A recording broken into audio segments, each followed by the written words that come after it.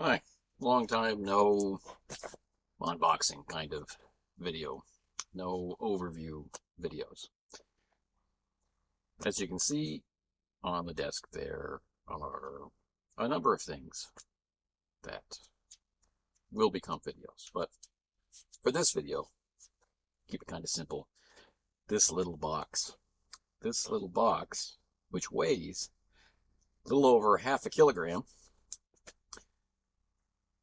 arrived yesterday, and it, unless I miss my guess, contains my backer rewards for backing the cardyhedron project, a project which raised funds to create a credit card sized set of dice.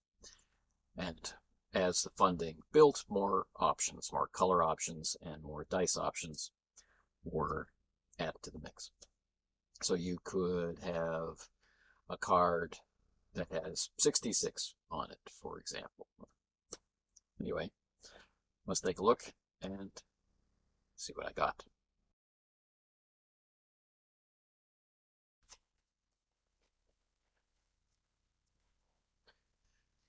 All right, so the box had a significant amount of tape on the outside. I don't know how every other backer will be getting theirs. We all got notification that the packages had been, marked for shipping by the freight forwarder. This one's coming from a Chinese address, which is how I would do it if I were sending a product from China. Then I think sending it directly to the guy in Korea makes sense, rather than shipping it off to Europe or wherever and then sending it back to Asia. So I don't know if my experience of the packaging and packing will reflect what others might, but really well packed, very heavy.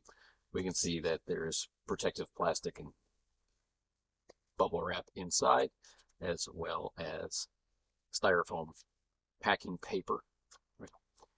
So as a backer, we got to choose several options, and you could go in on different designs, color schemes, and the like, and could even come with a leather or faux leather envelope.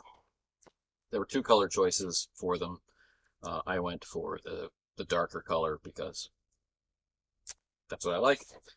So it's a very, very dark brown. Okay. Each one is in this like styrofoam wrap. It has a round plastic seal on it. At least the original logo of the company on it.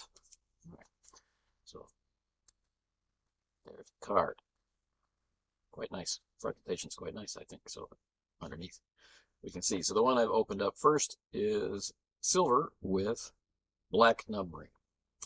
And this has, as they all do, 6 dice on it. Right.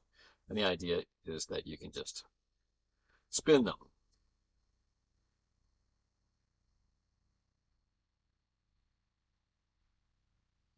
That's not so long, or you could spin it and stop it. Right. It has a mark in the center for where you read it. So because it's a dial spinner, one of the potential problems is that it might wind up on a line. I didn't just end up on the line, but you can see how that could easily happen. There's nothing that would prevent that. It's quite quiet, smooth action.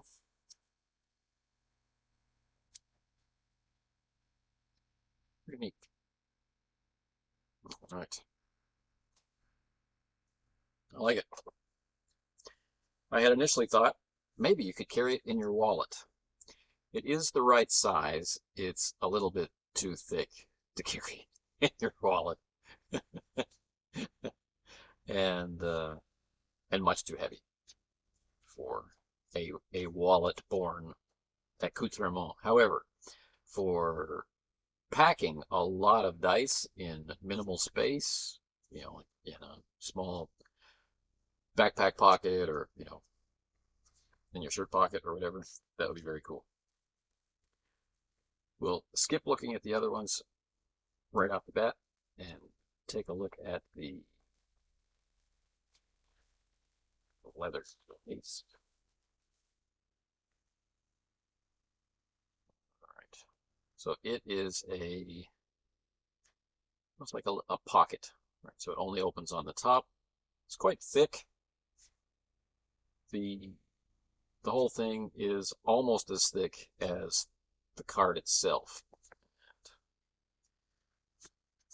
Humor perception isn't great for this sort of thing, but it looks on the outside like it might be not much bigger than the card itself. So it makes you wonder, will it slide in there, or will you need to kind of stretch the leather with use? Well, it goes in. It's tight.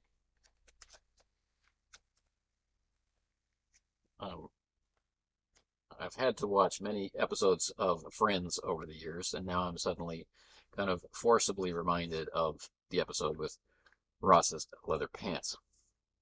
I think this will stretch out and be quite a nice way to carry them even smaller and maybe more protected.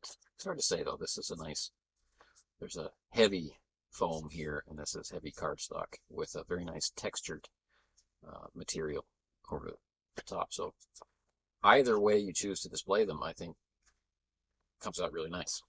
So let's take a look at the other choices that I made. So what I got isn't 100% reflective of what everybody will have ordered, right? It's what I ordered from the options. So keep your eyes peeled. If the black one, you knew it had to be there somewhere, right? This one is black with white or silver. Yeah, that's a cool one. All right, and then my last choice, I got 3. Last choice is a kind of a charcoal color, a darker silver with like a blue kind of turquoise numbering, which I can see in the camera isn't really showing up, so I'll do another closer view of it. So what do you think about this way of doing dice? Let's talk about it.